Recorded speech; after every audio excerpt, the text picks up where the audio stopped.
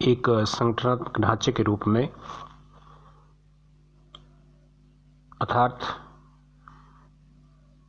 The states as a organization या राज्य एक अवयव के रूप में 18वीं शताब्दी के अंत में और 19वीं शताब्दी के प्रारंभ में लोग राज्य के यंत्रवादी सिद्धांत से असंतुष्ट हो गए। उनका विश्वास था कि व्यक्तियों को पृथक अणुवंश मानना अवास्तविक है, अतः मनुष्य का समाज से पृथक अध्ययन करना निरर्थक है। यंत्रवादी स्वतंत्रता और शक्ति को पृथक पृथक कर देते हैं। उनके अनुसार स्वतंत्रता का आवास व्यक्ति में तथा शक्ति का आवास राज्य में होता है। इस मत को मानने से मनुष्य के अन्य मनुष्यों के प्रति तथा राज्य के प्रति संबंधों का सही विश्लेषण नहीं हो पाता है। स्वतंत्रता का अर्थ केवल नियंत्रण का अभाव नहीं है, यह किसी नियम या विधि से मिलती जुलती हमारी वास्तविक आत्मा अथवा सत्य इच्छा है। निर्लिप्तवादियों के शब्दों में इसे हम प्राकृतिक नियम कहते हैं।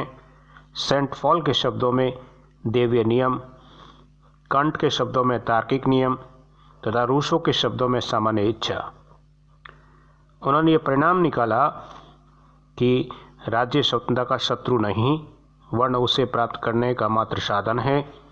मशीनवादियों की भांति मनुष्यों को केवल आनंद का अनुगामी प्राणी मानना अनुचित है। राज्य क्यों अस्तित्व में है और मनुष्य उसकी आज्ञा का पालन क्यों करते हैं, इस प्रश्न का लोग ऐसा उत्तर चाहते हैं जो तंत्रवादियों के तर्क से अधिक संतोषजनक हो।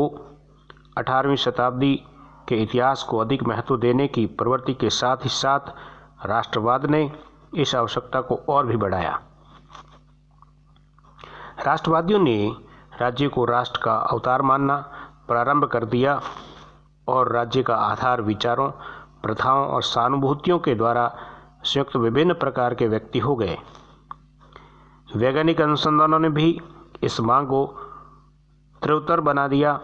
17वीं शताब्दी में राज सिद्धांत गणित पर आधारित थे, परंतु 18वीं और 19वीं शताब्दी में इसके आधार क्रमशः भौतिक विज्ञान और प्राकृतिक विज्ञान हो गए। यद्यपि वर्तमान विकासवादी सिद्धांत थ्योरी ऑफ इवोल्यूशन तंत्रवाद का समर्थन करती हुई प्रतीत होती है, परंतु इसके प्रभाव विलोम ही थे। अतः आर्थिक, औद्योगिक, ऐतिहासिक और राष्ट्रीय विकासों ने राज्य के स्वभाव के अनुकूल पड़ने वाली मांग को तीव्रतर बना दिया। इन सभी के लिए कुछ अधिक व्यापक व्याख्या की अपेक्षा रहेगी। राज्य का एक संगठनात्मक मत, the origin view of the states की अगर अपन बात करें तो राज्य के संबंध में एक और संतोषजनक उत्तर प्राप्त होता है। वह राज्य का सावयव अर्थात संगठनात्मक सिद्धांत है। ये राज्य के विचार को एक तंत्र नहीं वरन एक जीवित शरीर मानता है। यूनानियों के विचार में भी इस मत का आभास मिलता है। आधुनिक सिद्धांतवादी राज्य की उपमा या राज्य रूप में एक सावयव किसी पुरुष या किसी व्यक्ति के समान नहीं मानते। वे तो उसे एक साकार सावयव, एक पुरुष अथवा व्यक्ति ही मानते हैं। यह सिद्धांत 19वीं शताब्दी के शरीरवादी विद्वानों ने प्रस्तुत किया है। उनके अनुसार ज्यों ज्यों उच्चतर जीवन की ओर हम अग्रसर होता जाएगा, त्यों त्यों राजनीतिक संस्थाओं का विकास उतना ही आवश्यक होता जाएगा। सभ्यता का विकास सामाजिक आवश्यकताओं और क्रियाकलापों में जितनी वृद्धि करता है, राज्य का संगठन उतना ही उलझाव से भरता जाता है।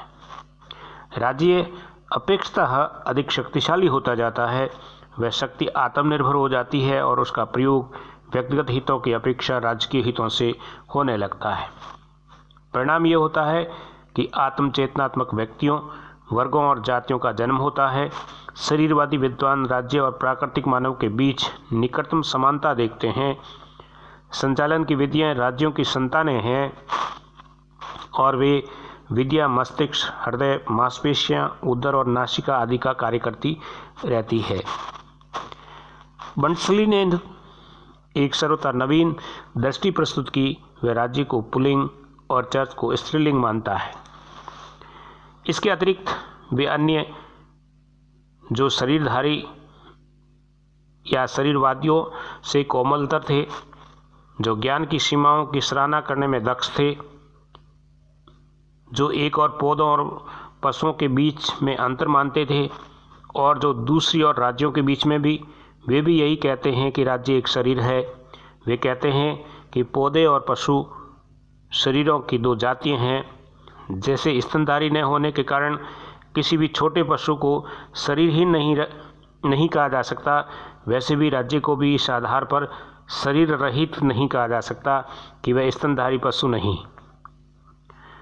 उनके अनुसार शरीर की 3 अनिवार्य विशेषताएं हैं। उनमें पहली है शरीर का सभी अंगों में परस्पर घनिष्ठ संबंध। अंग शरीर से एक हद तक स्वतंत्र हो सकते हैं, परंतु संपूर्ण शरीर के तो वे आश्रित ही रहते हैं। इसी प्रकार मशीन का हर पुर्जा स्वतंत्र होते हुए भी पूरी मशीन के अधीन रहता है। पहिया ही रहेगा, चाहे वे मशीन के काम करे या चाहे ना करे, परंतु शरीर से विलग होने पर हाथ नहीं रह जाता। अतः शरीर के अंगों का संपूर्ण शरीर से घनिष्ठ संबंध होता है।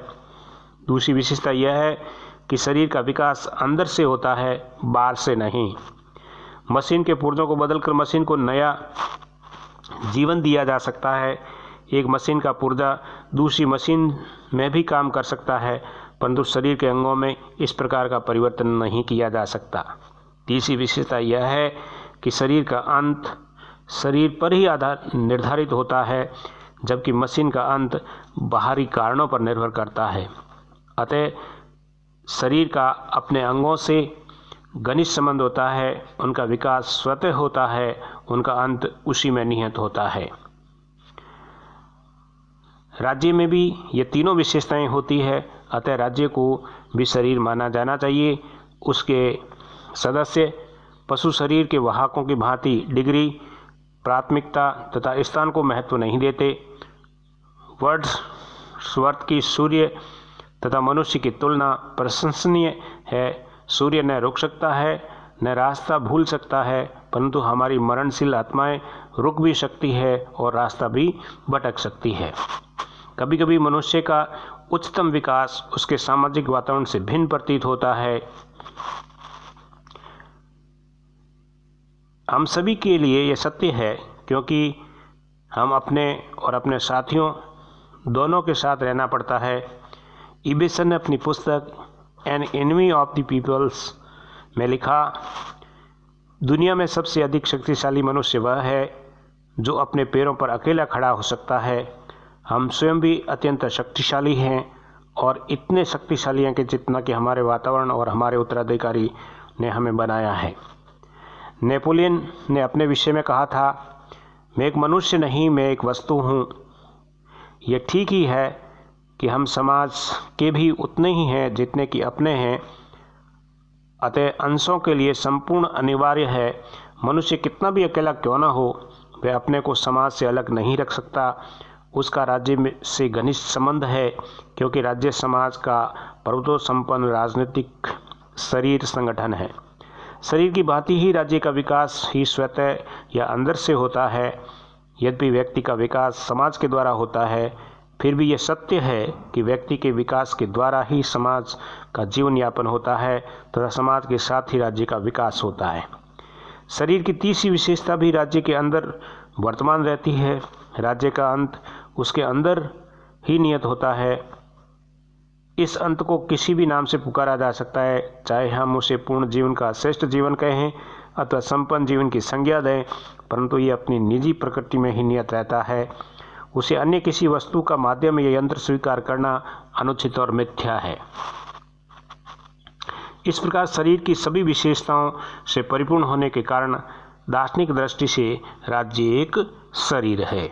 कुछ विद्वानों ने, जिन्हें प्राकृतिक और भौतिक शरीर के बीच अंतर माना है, उन्होंने भी ये नहीं बताया कि राज्य का अंत कहाँ है, परंतु वे राज्य को श्रेष्ठ शरीर, सुपर ऑर्गेनाइजेशन, शरीरों का शरीर, ऑर्गेनाइजेशन ऑफ ऑर्गेनिजम्स कहना श्रेष्ठतर समझते हैं। कुछ अन्य विद्वान इसे नैतिक शरीर कहते हैं, कुछ ने ऐसा वास्तविक व्यक्ति रियल पर्सन और कुछ ने सुपर पर्सन बताया है, तो कम श्रेष्ठ व्यक्तियों को ही श्रेष्ठ और पवित्र बनाता है। ये शरीरवादी विद्वान कुछ विचारों में एकमत भी हैं। वे राज्य को साध्य नहीं साधन मानते हैं। उनके लिए राज्य संपूर्ण रूप से अपने अंशों में महान है। ऋषि के शब्दों में राज्य का शरीर मानव व्यक्ति की भांति ही रहस्यात्मक है, अतः संपूर्ण के हित अंशों के हितों के समान नहीं होते। सभी शरीरवादी मानते हैं कि जिस प्रकार शरीर के अंग, हाथ, पैर, दांत आदि अपने निजी हित नहीं रख सकते, उसी प्रकार राज्य के अंगों का भी कोई अपना हित नहीं होता। इस प्रकार केवल राज्य का हित ही सर्वप्रिय है। उसके अंग संपूर्ण की सत्ता में न होने चाहिए। अंगों का कुछ स्वतंत्र अस्तित्व हो सकता है, परंतु वे राज्य के अंदर ही अपने अधिकार रख सकते हैं, राज्य के विरुद्ध नहीं। राज्य की संप्रभुता तथा व्यक्ति की स्वतंत्रता शरीरवादियों के मत अनुसार सचमुच एक दूसरे के विरोधी नहीं है। सच्ची स्वतंत्रता तो राज्य के कानूनों का पालन करने में है। ऐसा मानने पर भी संपूर्ण और अंश का उद्देश्य सफल हो सकता है और ये तभी व्यक्ति का विकास अपने उच्चतम शिखर तक पहुंच सकता है। शरीरवादी राज्य और समाज के अंतर नहीं करते और न ही वे सभी राज्यों को एक समान उत्तम मानते हैं। राज्य का शरीरवादी सिद्धांत वह बिंदु है जिसकी ओर सभ्यता अग्रसर है। वह ऐसा कोई बिंदु नहीं है जहाँ से सभ्यता प्रारंभ होती हो। राज्य का शरीरवादी सिद्धांत मनुष्य के लिए कोई कांटा या बाधा अथवा दोष नहीं है। वह तो वस्तुओं का पूर्ण करने का एक साधन है। बर्ग के शब्दों में ये ऐसा साझा नहीं है जो केवल ऐसी वस्तुओं से हुआ हो जिसके दर्शन पशुओं के अस्तित्व अथवा नाशहीन प्रकृति में ही होते हों। यह तो ऐसी हिस्सेदारी है जो सभी विज्ञानों, सभी कलाओं, सभी गुणों और सभी पूर्णताओं से हुई है। यदि ऐसे साझे का उद्देश्य वर्तमान पीढ़ी को पूर्ण नहीं होता तो एक ऐसा साझा हो जाता था जो वर्तमान है तो अतीत में था और भावी पीढ़ियों में भी चालू रहेगा।